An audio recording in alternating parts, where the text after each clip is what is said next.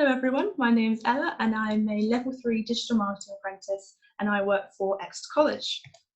So as I said, I do Level 3 Digital Marketing, but that's very different to what my job role actually is. So although my course is very specific to digital marketing, so things like social media, email marketing, my actual job role is a lot more varied. So on our team, there's only actually 2 of us that do marketing towards apprenticeships. So everything my manager doesn't do, I end up doing. So that can be things from digital marketing, that can be print marketing, things like flyers, posters.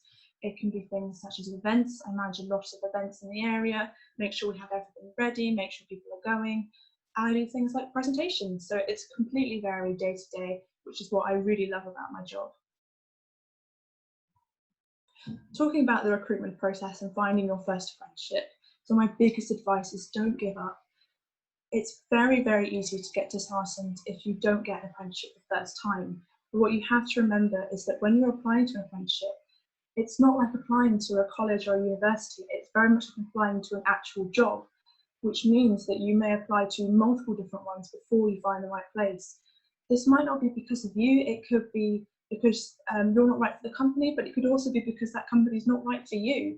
And not getting that job is probably a good thing because you might not have enjoyed it when you went in. So don't feel disheartened if you're not getting a job immediately.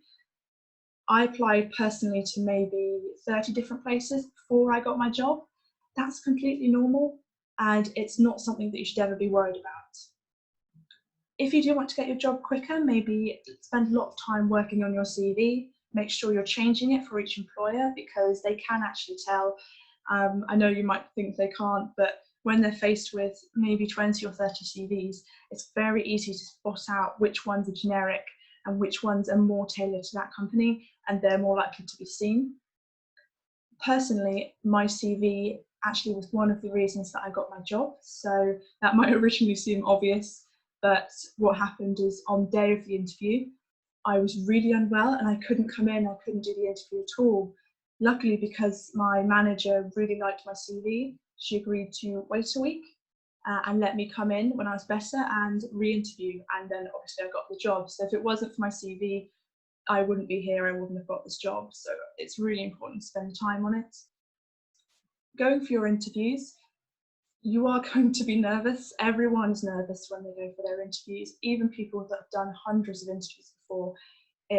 There will always be a little bit of nerves, and sometimes that's a good thing because it gives you that confidence, sort of keeps you awake and keeps you engaged in that interview.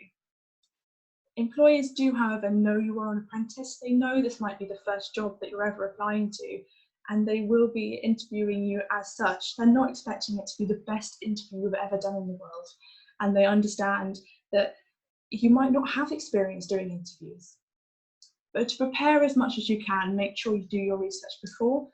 Personally, I tend to go on the company's website, I go on the company's About Us page, and I look at that company's beliefs and values. So look at what that company finds really, really important. They might have a sort of motto or a strap line that talks about certain characteristics that company likes to advertise. So that might be communication, for instance. So if that company says, you know, we're all about communication, have a look at your past and see when you might have been a really good communicator, where communication might have helped you, and try and think of a little case study about communication, and then try and bring that up in your interview, because that shows not only that you researched that company, but it shows that your values and your beliefs align with that company, and it's going to make you a lot better candidate than some other people that haven't done that.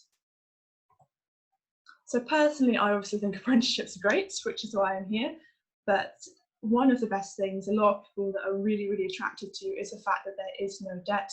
You won't have to pay for any part of your apprenticeship at all. It's partly paid by your employer and partly paid by the government. So don't worry about that, which means that you can do, because you can go from GCSE to degree level in apprenticeships, you can do a degree and they'll actually pay you for it. So apprenticeships are a really great opportunity to work your way up the career ladder without having to pay anything at all. You also get treated like an employee. So when I was looking for an apprenticeship, one thing I was worried about is that everyone was telling me that apprentices just make the tea and coffee or are just shoved in a corner, which is partly, I think, some people have done work experience where that might have happened. An apprenticeship is not work experience, it's completely different. You are an employee of that company. And to be honest, most employees can't afford to hire people just to make tea and coffee. It's very, very unlikely to ever happen. You'll be treated like an employee of that company. You'll get the same staff benefits, you'll get the same pension, everything as if you were an employee of the company, because you are an employee of that company. And you'll work there normally about 4 days a week and spend 1 day in college. College is very, very different to, for example, doing A-levels or doing GCSEs. So doing A-levels, GCSEs, you sort of go into college, and there'll be times when I was thinking, when would I ever need this? But when you're doing an apprenticeship, you can go into college one day, go into work the next day, and everything that you just learn in college, you can directly apply to your everyday job. And it's so rewarding because you can actually see the things you're learning, making your job easier and more efficient. It's a really, really good opportunity. On top of that, you do get your student NUS card, so that's always a plus for many different people. So finally, my advice to others: university is not for everyone. Don't feel pressured to go down one particular route because your school's telling you to, because your friends are telling you to, because your family's telling you to. You need to make sure it's the right option for you. Personally, I did A-levels. I didn't enjoy them, but I did get good results. So I could have gone to university if I wanted to, but I've had jobs since I was 14 and I've always really, really enjoyed working.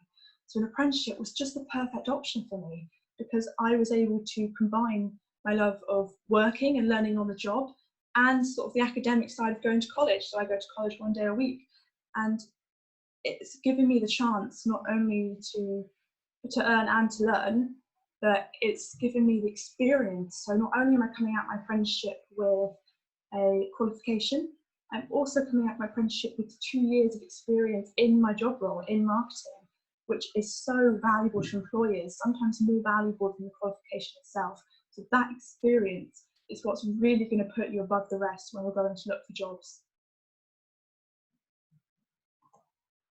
So that's everything from me. If you have any questions, please feel free to ask. Anything to do with apprenticeships and marketing, or you can come and have a chat to me at the end. But thank you very much for listening.